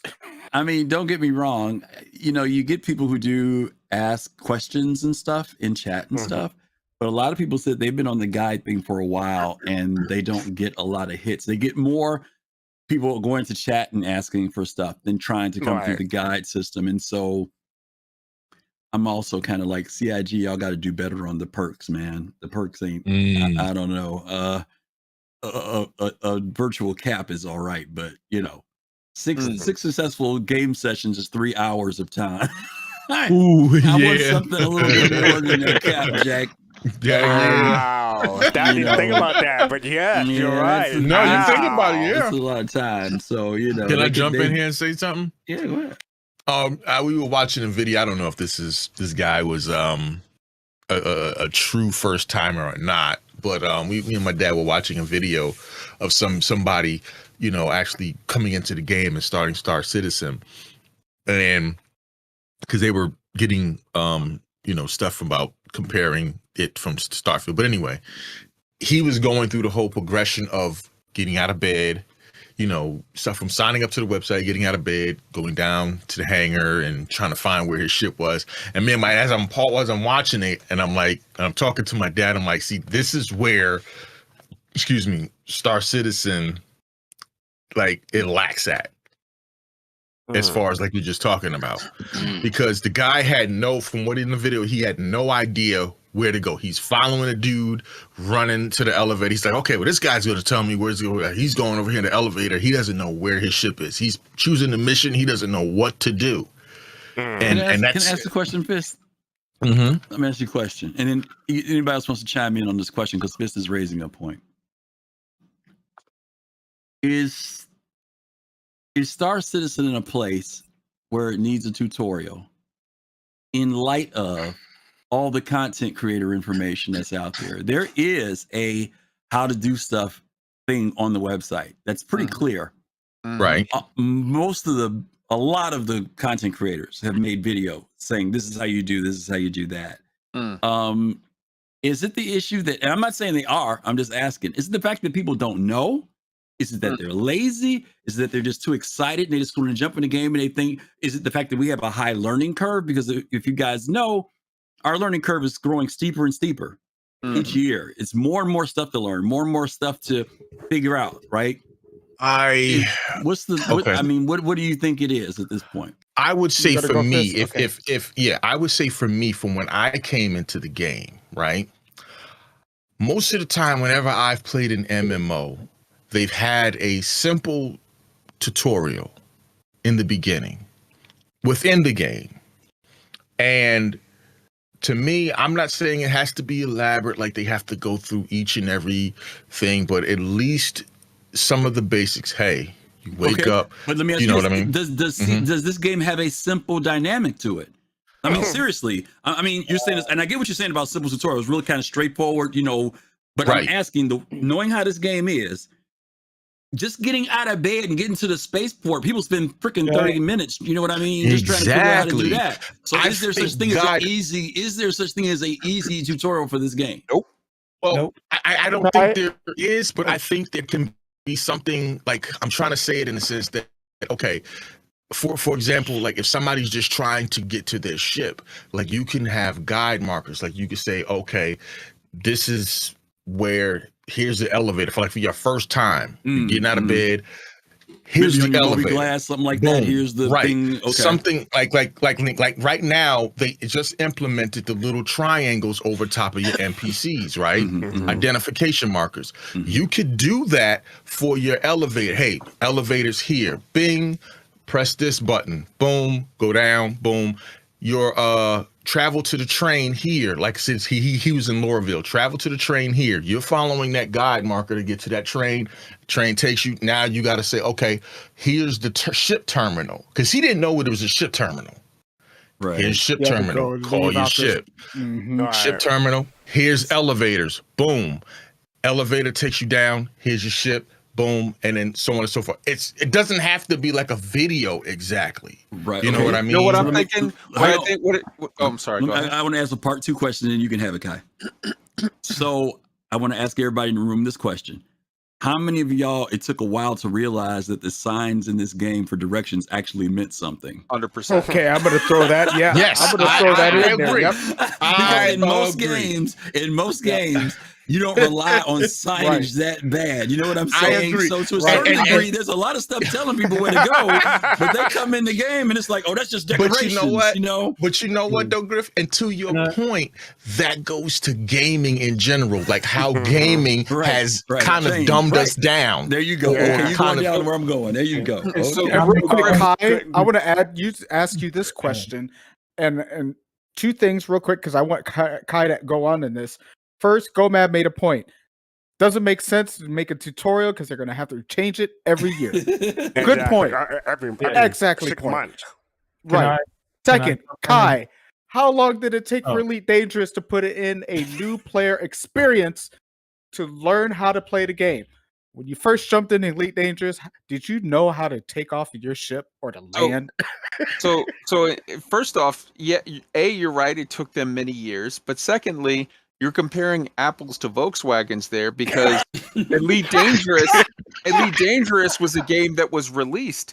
This game is still in alpha. So I do believe that on launch they will have a good tutorial thing. Yes. But somebody made the point, I think it was Fist or Pops, somebody made the point of, hey, this game isn't even done yet. It's being changed a lot. I think to Griff's point, Griff said, is it that this game is so complex, or is it that people are dumb and don't look at whatever, or is it that people get overwhelmed, or is it that? And the answer is all of the above. All of the above. So I think a very cool thing, kind of to take, like, I think where Fist was going isn't so much a tutorial, but almost like, remember back in the day when you would try to use Microsoft Excel for the first time, and that little paperclip job you do would pop up and be like, I see you're trying to make a spreadsheet. I disabled that right after that. You could have, for players, a thing that says, I see that this is your first time in Star Citizen. I see that you are spawning for the first time. And maybe it pops up for everybody, every patch. And you have to click on the box that says, go away, paperclip. I don't need you. I've been here since 3.1. I know what I'm doing. But for the people who don't turn off the paperclip, it says, here's how you get out of your bed. Hit U. Here's how the door works. Use your inner thought, click on the door. You need to go to an elevator, call it. How come the elevator hasn't opened yet? Well, have some patience, Grasshopper. It takes a minute in this game. Well, not anymore. But then, like, you go out to the elevator, to the lobby, and it literally stops you and says, see street signs here, here, and here? This isn't like Zelda where you got a mini map. The street signs mean something. And then here's how you take the subway. Here's how you, et cetera, et cetera. Like, there's a lot of stuff there. But I think that with regard to all of this stuff, like this new player experience and this whatever, and I want to push back a little bit. I respect you, Griff, but I want to push back on what you just said, where you were like, hey, man, this beanie ain't getting it done, or this cap ain't getting it done. It takes time. It takes effort. I was a mentor in Final Fantasy XIV. And I hated the mentor program in that game, because that game gave really good rewards in special mounts and stuff, special glams that people really wanted, that you could only get from being a mentor and doing stuff, mentoring stuff.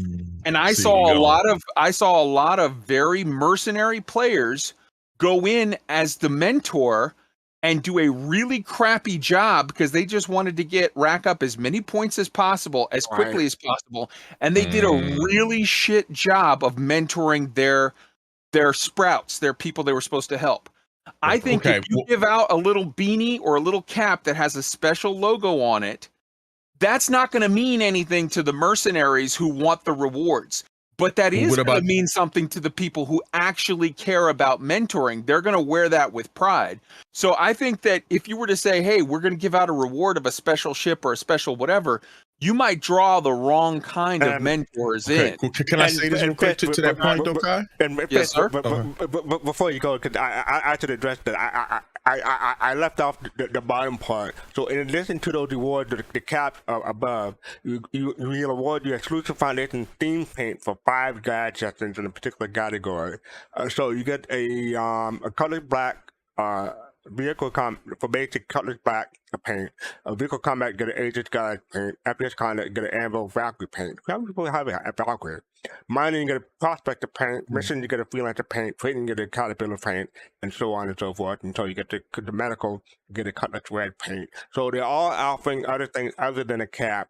But that's five sessions, so that's two and a half hours of each of those guys. Yeah, I was going to say, well, I was going to say, because real quick, Pops, I'm going to make it real quick. I'm going to let you go. I was going to say, push back to that part, though, Kai. I would say they could do the good rewards. And even though you have your little people that's going to try to, your riffraff that's going to try to enter and get in there, you can have a rating system. That would be good, too. Within You're right. a rating system. So, You're absolutely right. So, Pops. I'm sorry. Go ahead, Pops. No, to my point, when we started, you spawned into PO, right? Where everybody that was new, we spawned into PO. Now you have a selection in Stanton that you have to pick, right? Can you imagine what it's going to be like when now you got Nexus Pyro? With new people, they're going to it is going to be so difficult for them because I pray to God they don't let you spawn into Pyro unless you've already done something. Had that same selection, because PO was so small, it didn't really matter. Because you came out the hab, you looked around, you went downstairs, and you saw the terminals. You're like, okay, but spawning into Lorville, if I spawned into Lorville now and didn't know what to do, where to go, what's going on, I'm gonna be stuck right there in the hab. I'm gonna be like, well, where is everything? I think down the line, so you're absolutely right, 100%. As it stands right now, that is a very serious thing that they have to take into consideration. I don't think that's a point that means anything long term, and here's why. I very much hope that by the time 3 years from now, 4 years from now, when this game launches, that they have it set up similar to Elite, where when you start the very first time that you start this game, you start at a little training wheel station someplace in a very high security zone where they hold your hand and go through the stuff with you and kind of teach you how to whatever. So that when you leave that safe zone, when you leave the kiddie pool, there's no chance in hell that they should let new players for the very first time set their home system to Pyro or someplace that's supposed to be low sec or null sec. It should be that you start in the kiddie pool and work your way into the deeper water. Exactly. That's what I'm saying. That's what every MMO I've ever played, you start in a starting area. But every MMO you've ever played is normally a game that's launched. This game isn't launched. It's only half done. And you're right. And that's what I mean. And you're right. I mean, it's there's those it's just like you said again, apples to oranges. So it's Volkswagen is what he said. Apples to Volkswagen. We should move on because we got a Machinima great coming up. conversation. Yeah, great conversation. So I'm going to move on to the free fly. Talk about from now to July 15th. It's offering completely free to download and play. And so and you got a referral bonus. That's the next page. I'll get into that in a minute. But the referral bonus is the Dragonfly. It has LTI, and the Tales of Camaraderie contest. Rounding out the Foundation Festival festivities, we're asking you to share a true story of when you receive help from other players or help other players themselves. The prizes are the best for the best stories to help you enjoy more adventures and adventures with friends. Check out the content link and down there. So I'll put the link in YouTube chat. But if you scroll up, you're able to get to it. And they have free fly ships. They are the Drake, Dragonfly Black, Ninja Titan, Arrow, Subject Black, Prospector, and the Mercury Star Runner. I forgot the Mercury Star Runner is not 220 or 260 now because that's not Warbond, that's the RSI price. So that's expensive for Mercury Star Runner. And also you have the Foundation Festival Starter Pack. You get $5 off for the MR, and that's Warbond. And you get $13 off for the 100i Foundation Festival starter pack. If you click, it comes up this way. But you get the ship, and you get you get a Foundation Festival paint. Start edition download. You get UEC. You get the hanger, and you get 6 months insurance. So the only thing special with that is the discount money and the Foundation paint. So if you're interested in that, just pick one up. I'll pick one up and give it to a friend. And it's similar for the Aurora MR. I'm guessing not the Foundation paint that you have on the picture right there. All right, so up next after that, yeah. Why they call it the Mercury Star Runner? Yeah, it should be the Mercury Runner. It's supposed to be Mercury. The Mercury, I know. Supposed to be the Mercury. You're right. They called it Star Runner. Come on, CIG, figure it out. Yeah, they're so inconsistent with that stuff. I agree. So up there, you have the Foundation Festival Free Fly referral bonus. So you get the Drake Dragonfly Black, as you can see, and it has a fact. And I think the most important question that most people have is, does it have LTI? So yes, the Drake Dragonfly is giving out referral bonus includes LTI, but it is non-meltable and non-giftable, so it'll be in your hanger forever. So people want to check that out, put the link in the YouTube chat, and there you go. All right, so up next, I think, yeah, well, any quick comments about anything I just read? Have fun on the free fly, folks. Say it again? Yeah. You said have fun on the free fly. Have fun. Enjoy it. Exactly. They're gonna wipe next. So for the record, I got the that Drake Firefly whatever thing last year referral bonus. So I think this is a thing like every summer they're doing this as a referral bonus or whatever. I think it's neat. I really think that when they do the free fly that's at the same time as the Invictus or whatever, that's not the time that you want to tell your friends to hop in on the free fly because the servers are a hot mess. But like like now, the free flies that are happening not at the same time as Invictus or as IAE, this is the time where you want to tell your friends to hop in and free fly and check it out, where the servers are, fingers crossed, a little more stable and a little more friendly. I think you'll have a better chance. And anyone, please, I'm begging you, if you tell your friends join on a free fly, don't be that guy that says, hey, check this game out, join on the free fly, whatever, and then just leave them on their own. The way that you do this is you say, join on the free fly and hit me up in Discord and or call me when you're ready to go. Oh, you want to do Friday night? You want to get together Saturday at 10 a.m., whatever. Go with them. Show them. Be a good ambassador of the game and take them out and show them like, hey, look, I got these 10 ships in my hangar. Let's pull them out one at a time and show you. Let's show you mining. Let's show you bounty hunting. Give them the best chance they have at having a good experience with this game, because there's nothing better than having friends to play this game with. This game is not great solo. This game is the greatest game I've ever played with friends. So do your friend a favor and bring them in the right way. Gomab made a good point. And I was going to say that. Gomab, you bring up a good point. You can't upgrade this yet, so you get a free LTI token, basically. But you can't. But he also said right now we're split between live and PTU. Yeah. Yeah. And I will say this to that point, though, because I don't know the saying very well, but I'm quite sure it's kind of goes something like this, that, it's harder to wash out a bad taste in somebody in your mouth. Exactly. And if you give somebody a bad taste of the game, it's going to be hard to try to reconvince them to come back. Also, be sure to tell people too that the wipe is coming up, because that's been another complaint that's been popping up from players. Some people who understand that the game is in development have no problem, but there are some players who come in. We've talked about this. The more the game becomes more playable, people don't remember or forget that it's an alpha.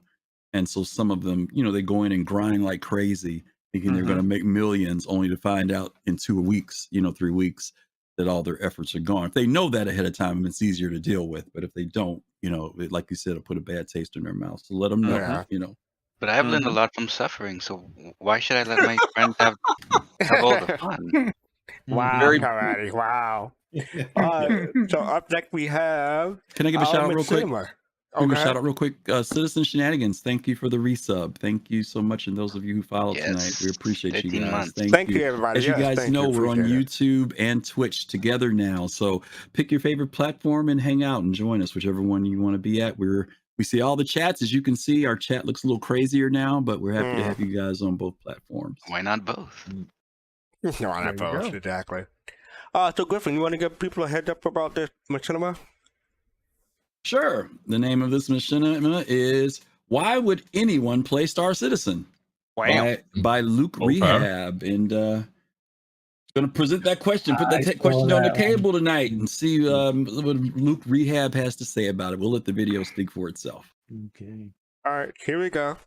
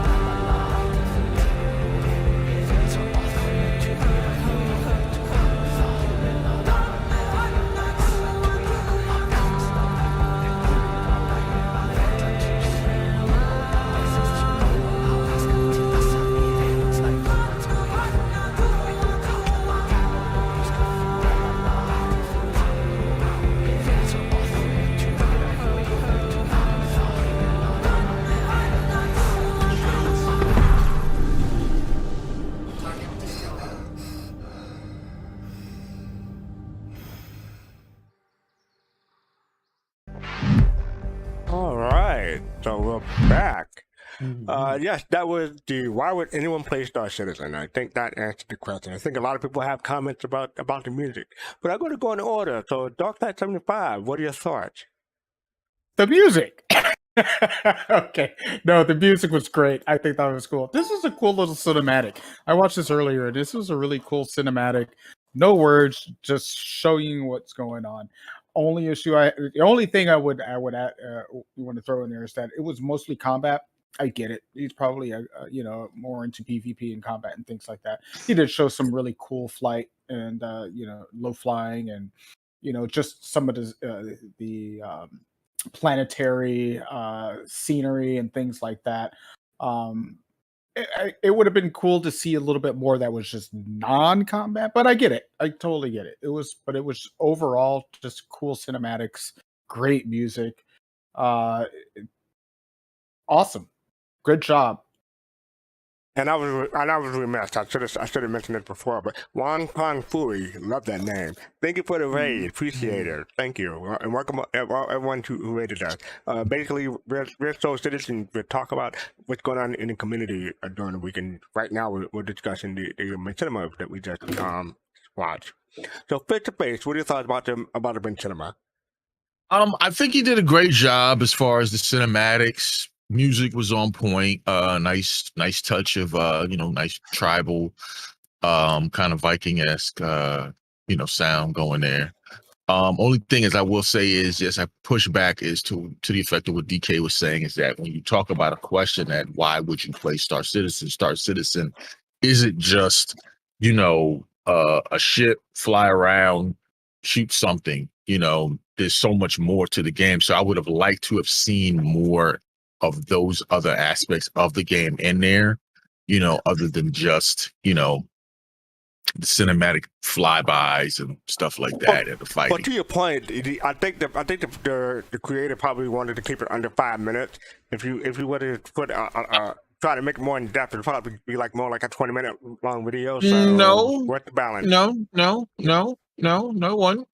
And I'm gonna push back on that, fastcart, because all you got to do is simply touch like he's showing certain clips. All you got to do is just like you pop up a topic, mining, boom, and you show mining, boom, then you cut to another scene. You know what I mean? That's all. Show us how it's done. No, I'm messing with you.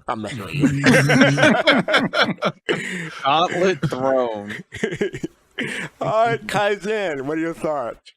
That had just mining and trading. You could do a 5-minute video that had just FPS combat. You could do a 5-minute video that had just scenery. This was a good mix of some combat, some low flying, there was some 890 jump aspect in there. There was an alien ship that showed some alien tech. It's one of those there's no wrong way to do it. It's like saying like, hey, how do you make good barbecue? You got, you know, Carolina, those your are fighting where Virginia, and your Texas. You might throw the religious war over that. There's some people who have different answers about that. But the point that I'm making is, you could do it 50 different ways, and ain't none of them wrong. So I absolutely can see Fist's point and DK's point of like, well, I would have liked to see this, that, or the other. But when you put something out there that's a 5-minute long video, and I just thought that this was all wall to wall amazing. It absolutely had room for lots of other stuff, and I think, but this is a very good thing when, like, if you just come across this in YouTube and you click it, and then say you see the video, this might be the thing that wets your whistle that says, well, let me click on some other links, and next thing you know, you get this video or that video, and you do see all those other aspects. But I thought this was fantastic. I love the music. I love the cinematography of it. It was just really, really good. Yeah. Cool. Kawadi, what are your thoughts about Machinima? Yeah, a lot of people are touching on the music. I really, really enjoyed it myself. I was actually wondering if it's if it was created, or if it was composed, or if it's under some kind of royalty free source or something like that, because it'll be really Back nice to the point from listen to earlier. it. Yeah, exactly, yeah. But yeah, similar to what Kai has said, it looks as though the YouTuber, touched on his what interested him, and who knows, maybe he'll release another type of why would anyone play Star Citizen. It could be his own gameplay series, or music video series for other things. But just standing or just focusing on this video alone, I think he did a good job for what he wanted to show. Really nice music, it was on point. And it was really nice to see some more scenery. You can never get tired of that, right? So props to Luke Rehab's work, and I'm interested to see more. All right, thank you. Cotton Face, what are your thoughts? Well, first of all, everybody, great points. Karate, Kai, my son, DK, everybody's points. The music was oh man, my Karate, my thoughts exactly. I am wondering, was it royalty free? Where was it? Because I'd like to get it. Yeah. Griffin just posted it. It's a Machinima music audio. How long? I don't know. I expect okay. That's what it is. Excellent. I definitely gotta check that out. Now, the double-edged sword to this, the good and the bad. You look and you see how great this game looks. I'm thinking it from a new player, and I'm seeing the ships because he's giving you tours of different ships. He's showing you interior, exterior. He's flying high, low, all of that. The game looks great, but just like we had that point, where do I go? How do I do it? Where do And when you get in the game and you find the bugs, you don't know where to go, So CIG has that double-edged sword that they have to deal with, because you look at this game and it is gorgeous. The game is gorgeous, and it looks like it's complete. Look at the mountains and things that he's flying through. Come on, if I saw this for the first time, I definitely want to jump in and find out about it. And then all of a sudden I've got all these bugs. I don't know where to go. I don't know what to do. I'm like, where's this place that he was flying over? So, that double-edged sword looks good, great, but yeah. Excellent point. Thank you. Yeah, I think Griffin chose just to get the shots of the 890 jump. I think that's the only reason why Griffin chose the video. But they're beautiful. How close am I to guessing right? What are your thoughts? No? No. Had nothing to do with the 890, no. But after last week, he just wanted to be nice to us and not do an hour long. Yeah. Oh, yeah. No, it didn't have anything to do with 890. What it did have to do with is progression. If you guys have seen Machinimas from 3-4 years ago, the amount of clipping, desync, frame drops, all types of stuff, it looked good, but we could see, you know what I mean? That we weren't there yet. And like Pop says, now when you look at this, it looks almost flawless. You have to know what to look for, you know. And so to see that this is the level that gamers can have this level of, you know, for lack of the Chris Roberts word, fidelity, right? The beauty, the fidelity, the performance of this, especially the low flying, right? I mean, we've been seeing guys like Tarada and several other people who've been producing these videos for a while now, but this stuff looks really, really good. I do understand the point about him focusing in on combat. In a way, it seems like that's what he's on, the fighters and stuff. But I think it goes back to the question is, you know, why would you want to play the game? And I think what he's really showing is the excitement and the fact that this game does work, that there is something that you should look at with this game and that you should consider about this game. It doesn't show the whole story. Like I said, if you want to show the whole story, yeah, you could do snippets, but even to tell the story, you guys know this game is big. It's wide, but it's getting depth even more. And so I like the video. I love the music. I thought the music was a different type of thing. Many of the creators are finding musicians, like we found New Soul. They're finding other people that are in the community that produce music as well. So it may not be, you may find that they didn't go to somebody royalty. It might be somebody else who's a player of the game, you know, that collaborated. I'd be curious to find out. But they did put the credit of this person in the video. It just, you know, because evidently the music definitely brings out what we're looking at visually. So I just love the fact that the game just, you know, we've talked about for the longest time how good it looks, but now we could talk about the performance. That man, it's the performance is starting to move up to the graphics and the visuals, so that it's not just eye candy now, but that it's a substantial game that people can come in and do some stuff with. So that's one of the reasons why I grabbed this one. Let me tell you about performance. Right now, I'm in PTU at ArtCorp on a mid to high range computer at 50 frames a second. Yeah. At ArtCorp. Yeah, all the frames are up on this patch on 17 too. The frames are up big time for people. So Can I what mention happened? something? Oh, go What ahead. did you think, Pops. Fastcart? Oh, I was gonna say. Okay. Go ahead, Pops. No, I just want to mention one thing that Griff does say, and he points out the machinimas from years ago to today. And one thing, if you notice, in the PTU, those of us that are in the PTU, you don't have that jiggly, twisty leg thing going on. You know, when you're filming someone else, that jig. So that'll make machinimas even better. Yep.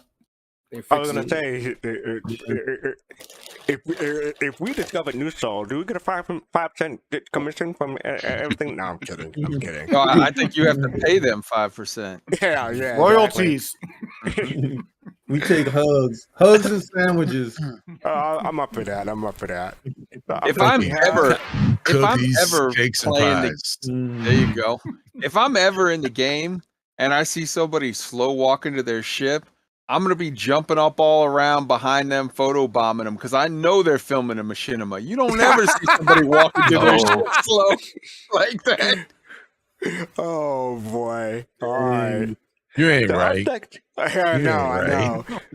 Up next, we have our next show. So join us on Saturdays, 3 p.m. Eastern, 7 p.m. UTC for Soul Voices, where we talk what's going on in the community. But this is more of a one-on-one discussion. You join us in Discord. We talk one-on-one with the topic. We take topics from Reddit, from Spectrum, and something from the industry most of the time. So that's 3 p.m. Eastern, 7 p.m.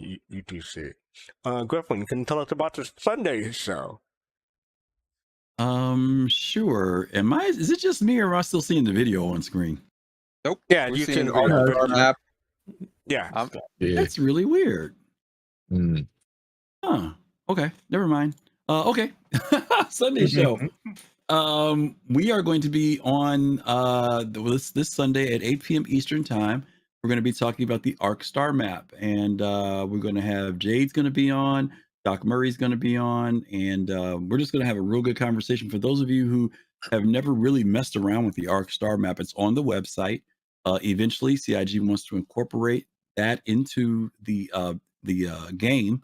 In fact, when we were reading the monthly report, they had talked about how they were starting to enhance the star map in the game, even wanting to add like the big cloud layers at the Lagrange points and stuff in. So hopefully we're going to start seeing a migration of that, because it would be really cool, because the detail that's in the Arc star map is ridiculous. So that's going to be this Sunday, 8 p.m. If you guys and gals are free. Of course, we would love to have you guys join us on Sunday. No doubt. So also join us next Thursday, 9 p.m. Eastern, 1 a.m. UTC for the next episode of Soul Talk. That's this show. We talk what's going on in the community. I forgot to mention, there's no ISC. Obviously, there was no ISC. That's going to take a hiatus until about July 28th. That's what Disco Lando said. That had to be said last week. So we'll be taking more comedy stuff, but it should be fun, especially with the group that we have week to week. So thank you everyone for joining us. Matter of fact, thank you Dark Knight, Face, Kaizen, Kalrati, and Space, and also my co-host Griffin Gaming RPG for joining us this week. You forgot somebody. Thank you, Fastcart. Oh my God! DJ, I was like, you gotta be looking at this Discord. I'm like, wait, I didn't freaking know one, did I? Thank you. You're welcome, by the way. Thank you. So also, I forgot check out our YouTube for reaction and reviews. We did our Avatar tour, and we have some other coming up. I'm not going to spoil what they are, but you have some more coming up soon. So hopefully, they'll be put up soon. Also, if you want to become a Soul Bro, Soul Sis, or Soul Mate, click on the YouTube join button to support us. Or if you're on Twitch, which I can say now, subscribe to us, and also click the link below for our merchandise. We sell t-shirt, mugs, hats, what have you. You know what, FC? I forgot to mention, Player Haters are going to be on Saturday. Yeah. Oh, okay. Hey. Yeah, Player Haters are going to be back. One of them shows, huh? So people who don't know what Player Haters are, it's a treat. They're a lovely bunch of people you just don't want to miss.